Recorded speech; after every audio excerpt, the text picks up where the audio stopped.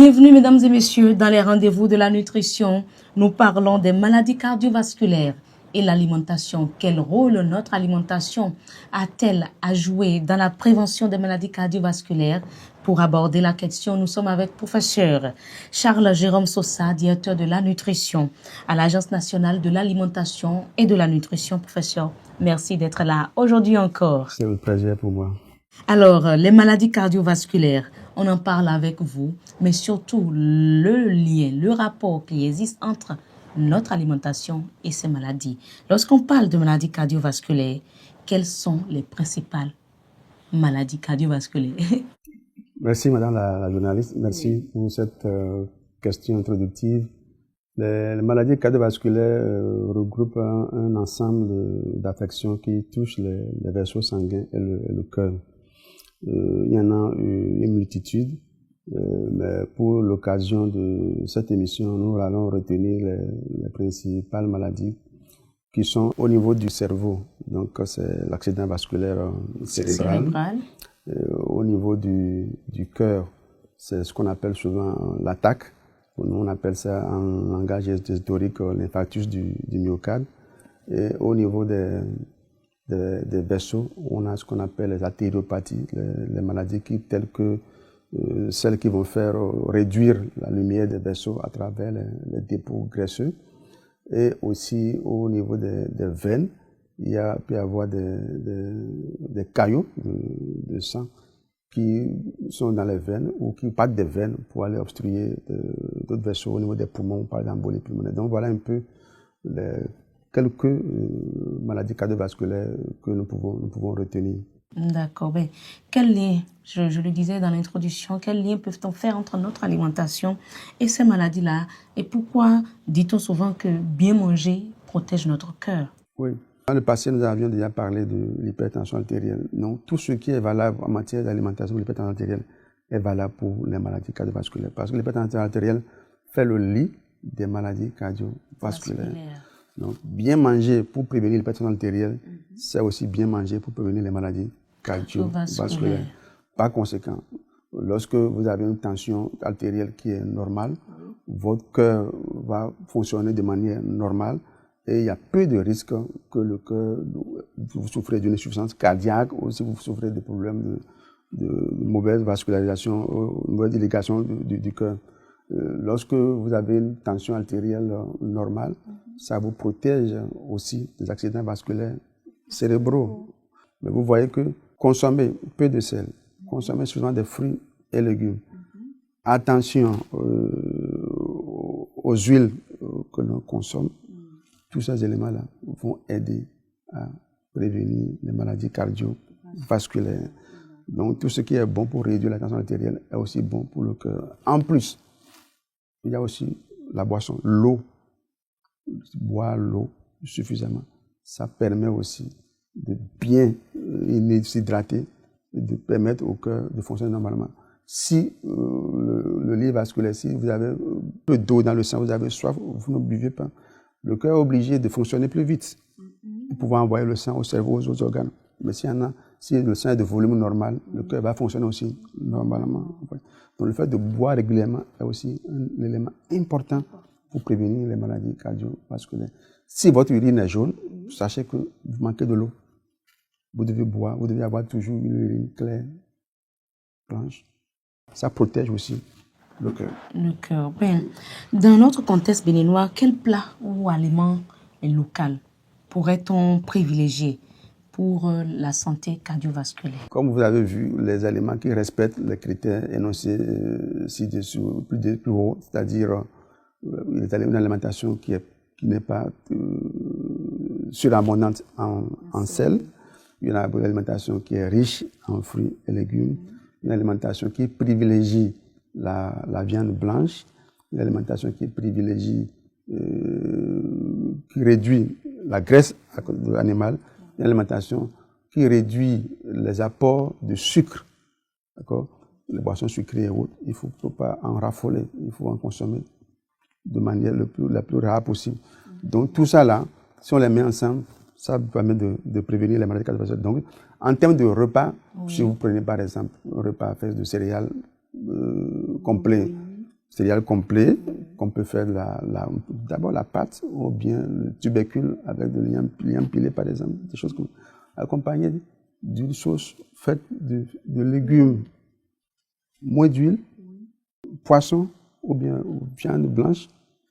C'est des éléments qu'on a l'habitude de consommer, qui sont sains, mais qui sont favorables à une bonne santé cardiovasculaire. Ces types d'aliments que vous venez de citer, on les attribue souvent au style alimentaire des pauvres. Les aliments traditionnels, il y en a beaucoup qui sont très bons pour la santé. Malheureusement, nous les abandonnons en copiant ce qui est transformé. Or, la transformation aussi va réduire, va faire disparaître des nutriments importants. Et finalement, on se retrouve avec des malnutritions.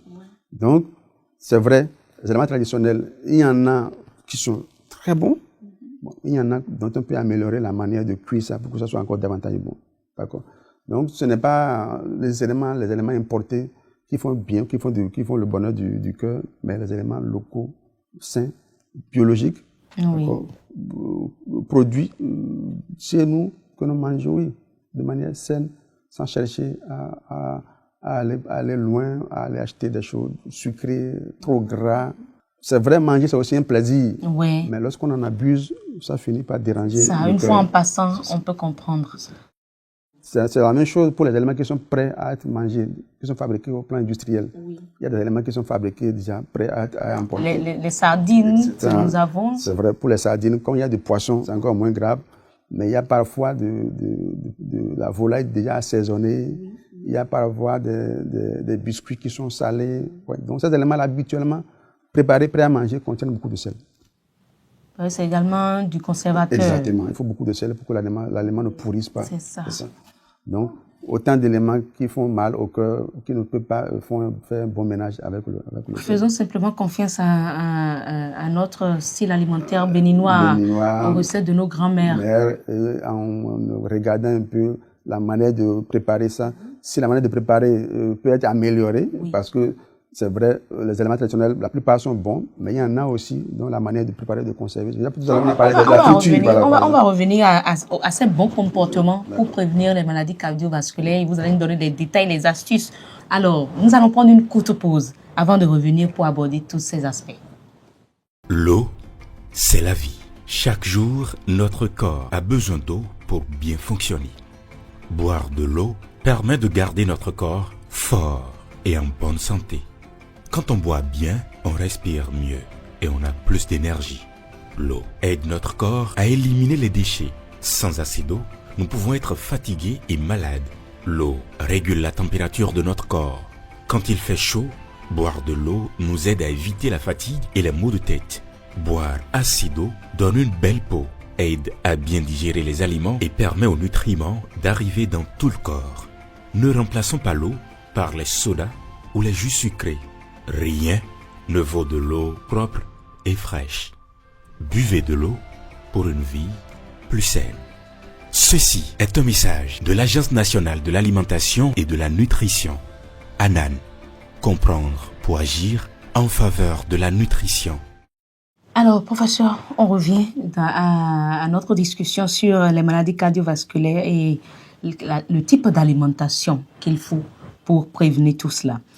Lorsqu'on va y aller de façon, je ne veux pas dire tranchée, mais par tranche d'âge, lorsqu'on prend les personnes de la trentaine, par exemple, jusqu'à 69, 70 ans, sinon de la vingtaine jusqu'à 69, 70 ans, quel type d'alimentation ils doivent prioriser pour prévenir les AVC et autres?